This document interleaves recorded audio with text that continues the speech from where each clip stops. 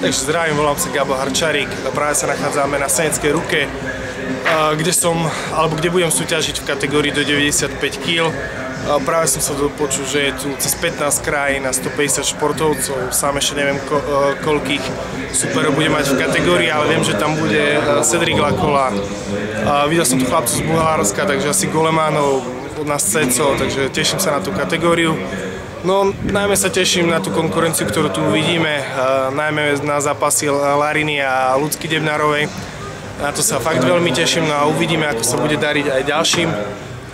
No a čo by som ešte povedal, a pretlačaním sa zaoberám už dlho, nejakých pomaly 10 rokov mám svoj klub.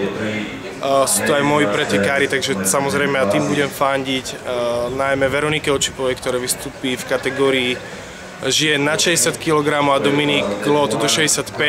By som bol rád, keby sa mu podarilo aj zobrať nejakú medailu. Takže asi toľko k seneckej ruke z mojej strany. Ďakujem.